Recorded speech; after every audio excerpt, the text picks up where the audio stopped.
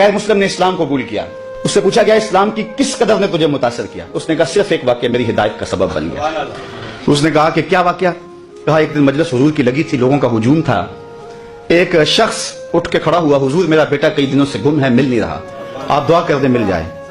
تو آقا کریم علیہ السلام قبل اس سے کہ ہاتھ اٹھاتے ایک شخص جو باہر دروازے پہ کھڑا تھا اس نے کہا حضور ابھی میں آیا ہوں فلاں باغ سے گزر کے، میں نے بچوں کے ساتھ اس کے بیٹے کو کھیلتا دیکھا فلاں باغ میں. باپ نے سنا کہ میرا بیٹا فلاں باغ میں ہے تو ظاہر اس نے فوراً دوڑ لگا دی.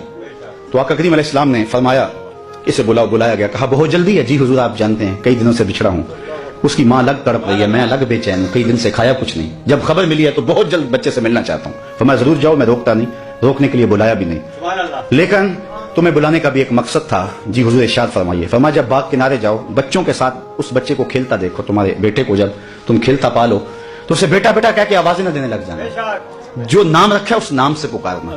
عرض کی حضور میرا بیٹا ہے، اگر بیٹا کہہ کے پکاروں تو حرج بھی کیا ہے؟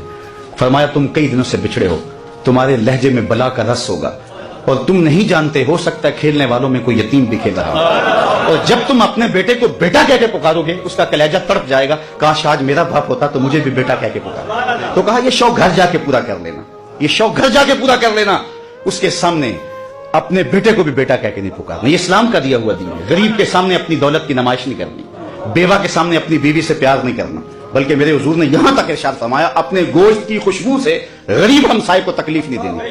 یا تو تھوڑا سا پانی زیادہ ڈال لو اور شوربے کی ایک پیالی ہمسایوں کے گھر بھی بھیج دو. اگر ایسا نہیں کر سکتے تو پھر ایسے زاویے میں وہ کھانا پکاؤ کہ غریب کے بچوں تک اس کی خوشبو نہ پہنچے. بچے ہیں ضد کر بیٹھے اور انہوں نے اپنے غریب باپ سے تقاضا کر لیا تو بوڑھا باپ کیسے آرزو ان کی پوری کرے گا؟ وہ کیا کسی نے کہا تھا نا، اسی ڈر سے وہ بچوں کو دوپہر میں سلا دیتی ہے گلی میں پھر کھلونے بیچنے والا نہ آ جائے.